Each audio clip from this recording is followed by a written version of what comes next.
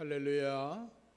올 한 해 하나님을 늘 경험하시면서 기쁨 가운데 주님을 섬기시기를 축복합니다. 시편은 하나님의 감동으로 쓰여진 성경입니다. 물론 모든 성경이 하나님의 감동으로 된 것이지요. 그런데 시편은 조금 특이한 것이 있는데, 시편은 저자의 개인적인 영적인 체험, 우리식으로 말하면 간증을 토대로 쓰여진 시가 많이 있다고 하는 것입니다. 하나님을 경험하고 난 뒤에 하나님이 선하시다, 하나님은 위대하시다, 하나님은 놀라우신 분이시다 라고 찬양하고 고백하면서 담은 글들이 바로 시편인 것입니다.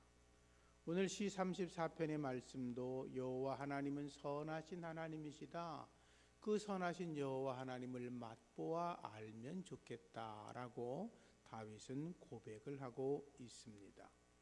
시 34편의 서문에는 다윗이 아비멜렉 앞에서 미친 채 하다가 쫓겨난 다음에 지은 시라고 그렇게 기록하고 있습니다. 이건 역시 다윗이 고난 가운데 있다가 하나님의 특별하신 도우심을 받고 주님을 노래하고 있는 시라는 거죠.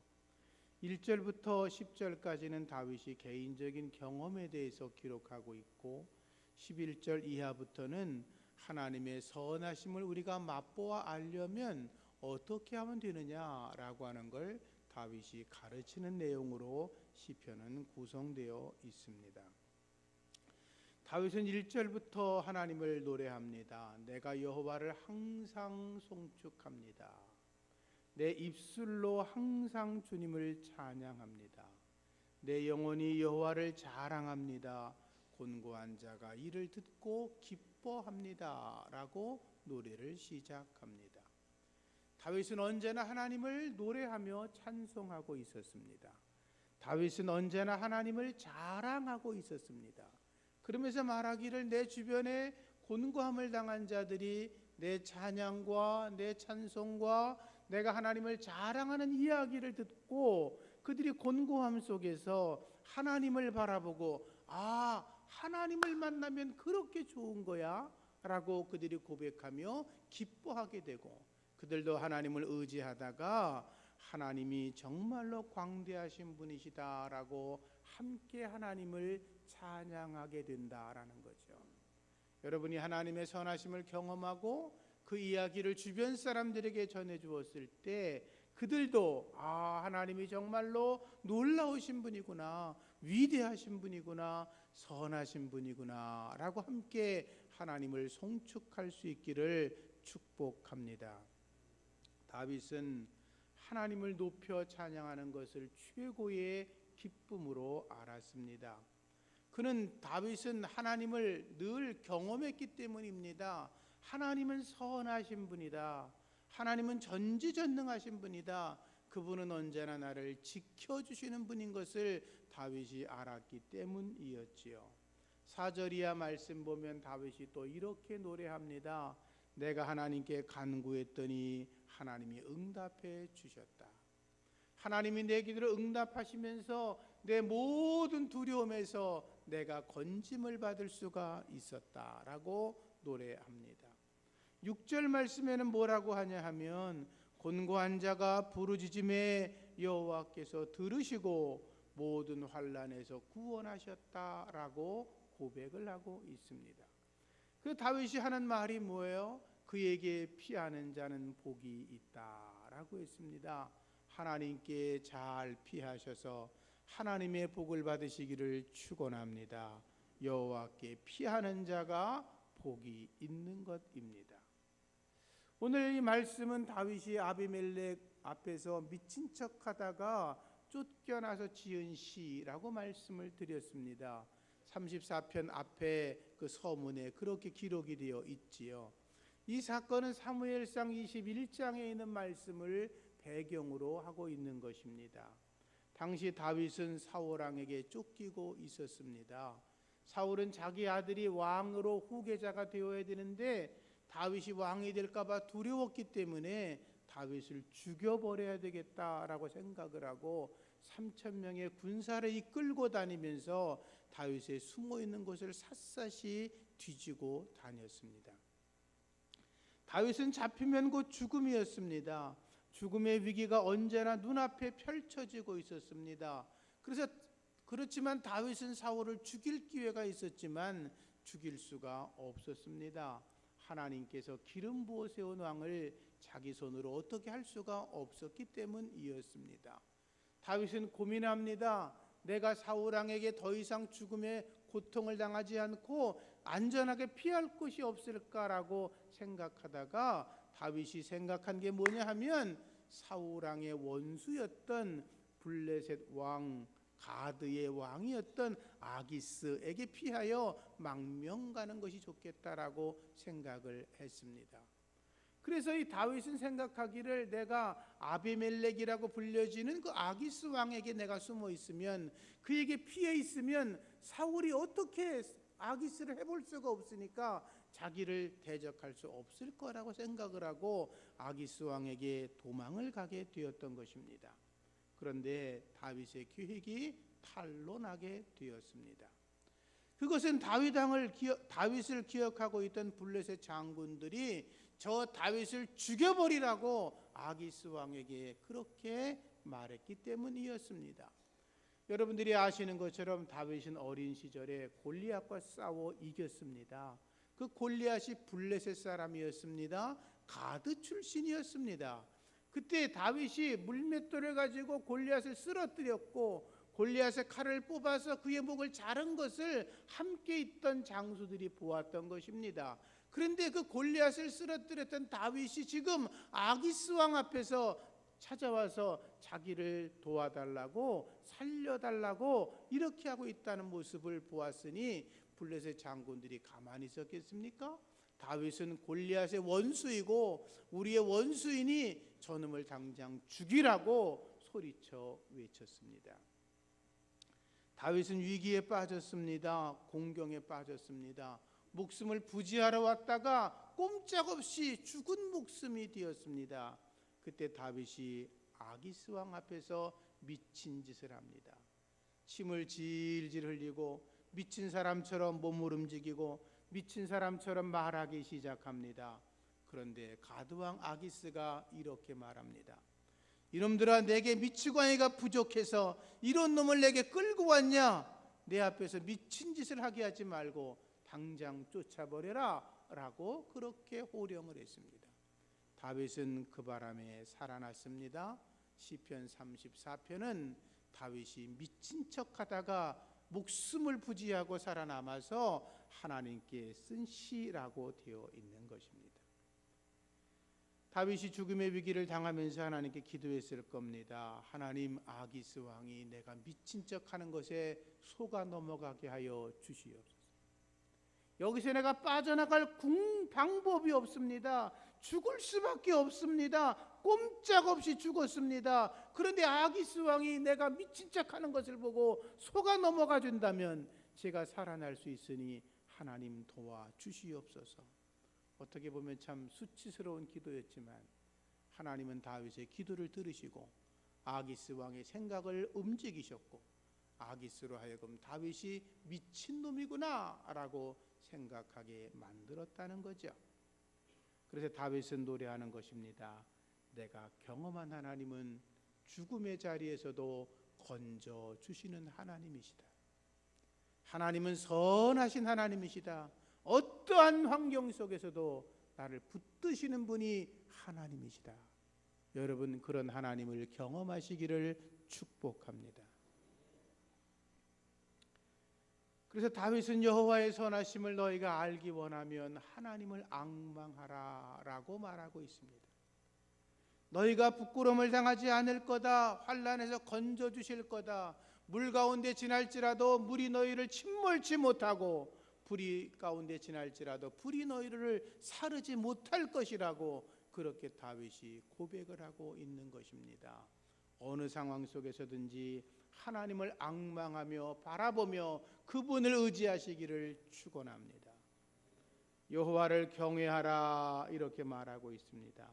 하나님을 경외하면 하나님께서 그를 둘러 진치고 있는 모든 자들을 쓰러뜨리고 건져내신다는 것입니다. 하나님을 경외하시기를 바랍니다. 하나님께서 낮에는 구름 기둥으로 밤에는 불 기둥으로 우리의 길을 이끌어 주실 것입니다. 부족함이 없게 하실 줄로 믿습니다. 10절 말씀 보면 아주 재미있는 표현이 있습니다. 젊은 사자는 궁핍하여 줄일지라도 여호와를 찾는 자는 모든 좋은 것에 부족함이 없으리로다 라고 말씀하고 있습니다.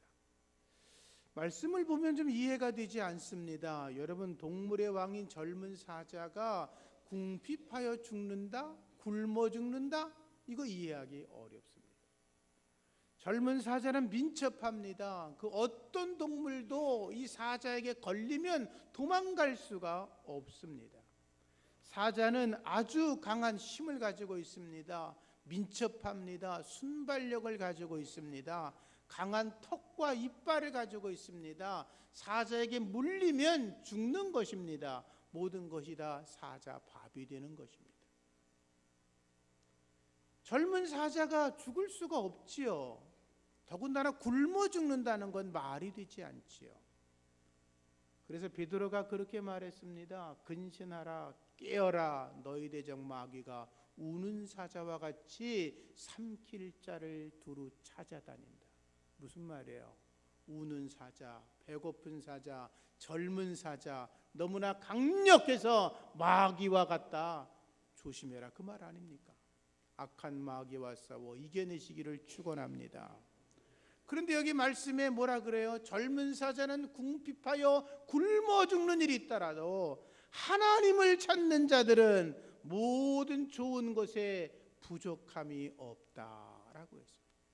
모든 좋은 것에, 우리가 바라는 모든 좋은 것에 부족함이 없도록 넉넉하게 채우시는 분이 하나님인 줄로 믿으시고 여호와 하나님을 앙망하고 경외하시기를 주의 이름으로 축복합니다. 다윗은 시편 말씀을 통하여 하나님의 선하심을 너희가 경험하라 라고 외치고 말합니다. 11절 말씀 보시면 너희 자녀들은 와서 내 말을 들으라 라고 합니다. 너희들 와서 내 말을 들어봐라. 내가 경험한 하나님, 선하신 하나님, 그분이 내게 어떻게 일하셨는지 와서 들어봐라, 이렇게 말하고 있는 것입니다. 그러면서 이어서 말합니다. 내가 여호와를 경외하는 법을 너희에게 가르치리라. 하나님을 경외하는 법을 알고 하나님의 선하심을 맛보아 알지어다 라고 말하는 거죠. 그러면서 다윗이 12절에 이어서 말합니다. 생명을 사모하고 연수를 사랑하여 복받기를 원하는 사람이 누구냐라고 말하죠. 사람들은 누구나가 건강하며 장수하기를 원하죠. 사람들은 누구나가 오래 살면서 자손들이 잘 되어지는 복을 받기를 원하지요. 여러분, 그런 복을 누리시기를 축복합니다. 다윗은 그것을 복이라고 말합니다. 여기서 말하는 복이란 말은 토브라는 말인데 좋다, 아름답다, 최고의 것이다, 그런 의미를 담고 있습니다. 생명을 사모하고 장수하기를 원하고 좋은 일을 보면서 살아가는 것이 복이라는 거죠. 건강하시기를 축복합니다. 장수하기를 축복합니다. 여러분의 자녀가 믿음 안에서 명문 가문 이루시는 복을 눈으로 보시기를 축원합니다. 그런데 그러한 하나님의 거룩한 복을 받고 선하심을 발견하려면 13절 말씀 보시면 혀에서 악을 금하고 입술에서 거짓말을 하지 말라라고 말씀하고 있습니다. 일반적으로 사람들은 욕심이 가득합니다. 입을 열면 거짓을 말합니다. 기회 있으면 상대방을 쓰러뜨립니다. 남을 등치고 사기치고 속여서 자기 갈 길을 튼튼하게 만들려고 합니다. 요즘 청문회 나오시는 분들 보면 그들이 과연 그렇다라는 걸 우리가 금방 알 수 있습니다. 로마서 3장 10절 이하는 이렇게 말하죠. 기록된 바 의인은 없나니 하나도 없다. 깨닫는 자도 없고 하나님을 찾는 자들도 없다. 다 치우쳐 무익하게 되고 선을 행하는 자 없나니 하나도 없다라고 하였습니다. 그들의 목구멍은 열린 무덤이요 혀로는 속임을 일삼고 입술에는 독사의 독이 가득하고 그들의 입에는 저주와 악독이 가득하고 그 발은 피 흘리기에 빠른지라 파멸과 멸망이 그 길에 있어 평강의 길을 알지 못하였고 그들의 눈앞에 하나님을 두려움이 없다라고 했습니다. 세상 사람들 하나님 두려워하지 않습니다. 아니, 하나님이 없다 그럽니다. 하나님은 너희나 섬기라고 이야기합니다. 나는 하나님 안 섬겨도 이렇게 잘 되고 있다. 하나님 안 섬겨도 내가 권력을 가지고 있고, 하나님 안 섬겨도 내가 돈을 많이 벌었고, 하나님 안 섬겨도 내가 공부 많이 했고, 하나님 안 섬겨도 내가 너보다 훨씬 잘났다라고 떠들면서 살아갑니다. 그런데 성경은 말합니다. 그들에게는 하나님의 은혜, 하나님의 복이 없다라고 성경은 분명하게 말씀하고 있습니다. 그렇게 악한 삶을 살아가는 사람들은 분명한 것은 하나님의 선하심을 경험할 수 없다라고 하는 것입니다. 다윗은 그래서 말하는 것입니다. 하나님의 선하심을 경험하기 원하냐? 내 혀에서 악을 금하고 내 입술에서 거짓을 금하라 라고 말하고 있습니다. 여러분들의 입술이 참된 것을 말하고 하나님의 선한 것을 선포할 수 있기를 축원합니다. 셰익스피어라는 사람을 우리가 다 알고 있지요. 영국의 자랑거리죠. 빅토리아 시대에 수필가에 있던 토머스 칼라일은 뭐라고 말했냐 하면 인도 제국과 셰익스피어 중에 하나를 포기하라고 한다면 영국 사람들은 당연히 인도 제국을 포기할 거다라고 이야기했습니다. 그만큼 셰익스피어가 위대하다는 거죠. 그런데 최근에 영국의 웨일즈 에버리스트비스 대학교에서 그 셰익스피어에 대한 새로운 연구 논문이 발표가 된 것이 있습니다. 이런 내용입니다. 유럽이 대기근으로 신음하던 16세기 말에 셰익스피어는 매점매석 고리대금업으로 일삼았고 그는 무자비한 사업자였고 악덕 지주였다고 그렇게 발표했습니다. 16세기 말에 유럽은 작은 빙하기라고 불릴 정도로 심한 추위가 있었다 그럽니다. 많은 비가 내리고 흉년이 들어서 식량이 극심하게 부족한 때였다고 합니다. 그런데 그 당시에 대지주였던 셰익스피어는 15년 동안이나 곡물 사재기를 했고 극심한 기근을 겪고 있는 사람들에게 시중가보다 훨씬 비싼 가격으로 물건을 팔아 재산을 축적했고 돈 없는 사람들에게 높은 이자로 돈을 빌려주어 고리대금을 해서 재산을 늘렸고 식량난이 절정에 이르렀던 1598년도에는 2300kg에 관하는 곡물을 사재기했다가 적발돼서 재판을 받는 일도 있었다고 그럽니다. 아무런 것도 모를 땐 그가 굉장히 존경됨을 받는 사람이었지만 시간이 지나면서 그의 악행이 다 들춰지게 되었고 사람들은 그에 대한 모습을 다시 재평가하기 시작했다라고 하는 것입니다. 악을 금하고 거짓을 말하지 말고 하나님 안에서 선을 행하다가 하나님의 복된 열매를 맺는 거룩한 백성 되시기를 축원합니다. 14절 말씀에는 이렇게 말합니다. 그래서 너희가 선하게 살면서 해야 될 것이 뭐냐? 화평을 찾아 따르라 라고 말씀합니다. 선을 행하며 화평을 찾아 따르라. 로마서 12장 14절 말씀에도 너희를 핍박하는 자들을 축복하라. 축복하고 저주하지 말라. 악을 악으로 갚지 말고 모든 사람 앞에서 선을 도모하라. 할 수 있거든 모든 사람으로 더불어 평화하라 라고 말씀하고 있습니다. 화평을 쫓는 저와 여러분 되기를 축원합니다. 사람들의 모임에 가보면 두 부류 사람이 있습니다. 어떤 사람은 언제나 문제를 일으킵니다. 그래서 트러블 메이커라고 그럽니다. 그런데 어떤 사람은 그가 그 자리에 머무르면 문제가 사라지고 평화가 찾아옵니다. 피스 메이커라 그럽니다. 사랑하는 성도님들, 2017년도에도 피스메이커가 되기를 축복합니다. 우리는 평화를 만드는 자들입니다. 화평케 하는 자들은 화평으로 심어 의의 열매를 맺는다라고 말씀하지 않았습니까? 그래서 하나님의 사람들은 그가 머물러 있는 곳이 가정이든 직장이든 일터든 교회든 어느 곳에 머물러 있든지 간에 우리 새샘교회 성도들이 머물러 있는 그 자리에는 하나님의 화평이, 하나님의 샬롬이 가득할 수 있기를 축복합니다.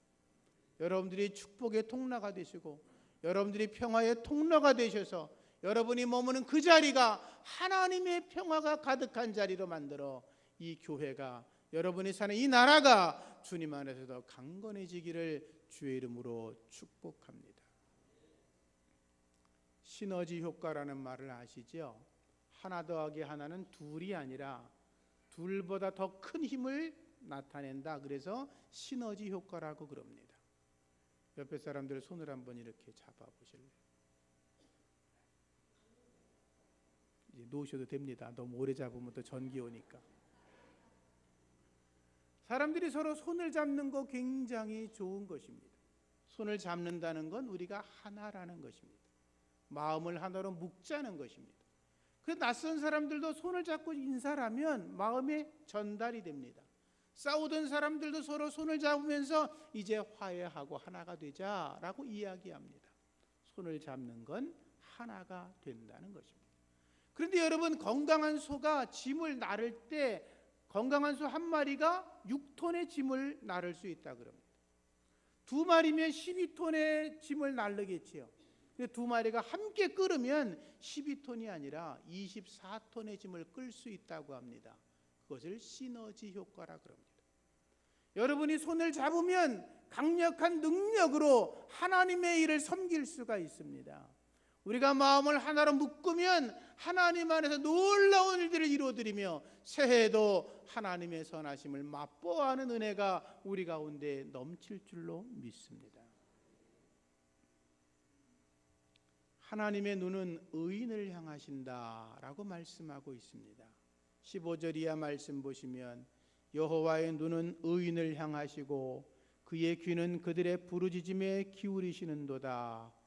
여호와의 얼굴은 악을 행하는 자를 향하사 그들의 자취를 땅에서 끊으려 하시는도다. 악인의 길은 끊어진다는 거죠. 그러나 하나님은 의인을 향하여 바라보시고 그들의 기도를 들으신다라고 말씀하고 있습니다. 하나님은 언제나 의인의 부르짖음에 귀 기울이십니다. 환난 가운데 건져주십니다. 하나님은 언제나 하나님 앞에 의인의 기도를 드리는 자, 마음을 통회하고 상한 마음을 드리고 하나님 앞에 도움을 간구하는 의인들의 기도를 하나님은 언제나 들어주신다라고 하는 것입니다. 그런데 놀라운 것은 의인의 삶 속에는 고난이 찾아온다는 것입니다. 언뜻 생각하기를 왜 의롭게 살아가는 자가, 선하게 살아가는 자가, 착하게 살아가는 자가 왜 어려움을 당하는 거야? 세상이 불공평해 라고 말할 수 있습니다. 여러분, 세상은 본래가 불공평한 것입니다. 세상이 공평하다고 생각하는 건 시작부터가 착각인 것입니다. 공평한 세상을 보셨습니까? 악인들의 세상이 이 세상입니다. 그래서 이 불공평한 세상에서 공평한 믿음으로 살아가는 사람들에게 어려움이 찾아오는 것입니다. 고난이 찾아오는 것입니다. 힘든 일이 찾아오는 것입니다. 하나님의 뜻대로 살아가려고 하니까 악한 마귀들이 끊임없이 공격하는 것입니다. 그러나 하나님은 의인의 기도를 들으시고 환난 가운데 건져주시며 그들의 길을 형통케 하시는 줄로 믿습니다. 그분이 살아계신 여호와 하나님이신 것입니다. 그래서 우리가 믿음의 삶을 살아가면서 고난을 당한다 할지라도 흔들리지 마시고 오직 하나님만 바라보고 나아가시다가 승리하는 저와 여러분 되기를 축복합니다. 사도 바울이 이렇게 고백했습니다. 우리가 사방으로 우겨쌈을 당하여도 쌓이지 아니하며 답답한 일을 당하여도 낙심하지 아니하며 핍박을 받아도 버림받지 아니하며 거꾸러뜨림을 당하여도 망하지 않는다라고 했습니다. 사도 바울의 고백처럼 무슨 일을 당하든지 하나님께서 건져내시는 줄로 믿으시고 하나님 안에서 의로운 삶을 살아가시다가 하나님의 선하심을 맛보아 알기를 예수 이름으로 축복합니다. 기도하겠습니다. 하나님 감사합니다. 죽을 수밖에 없는 상황 속에서 건져주시는 하나님, 다윗이 사울 왕 앞에서도 아기스 왕 앞에서도 죽을 수밖에 없었지만 하나님은 그의 기도를 들으시고 살려주신 줄로 믿습니다. 하나님은 의인의 뼈를 꺾지 아니하시고 보호하시며 하나님께서 그들의 길을 형통케 인도하신다고 말씀했사오니 2017년 저희들 믿음의 삶을 시작할 때 하나님께서 하늘문을 열어주시고 우리 모두가 다 의인으로 살다가 선한 하나님을 경험할 수 있도록 은혜 내려 주시옵소서. 예수님의 이름으로 기도합니다. 아멘.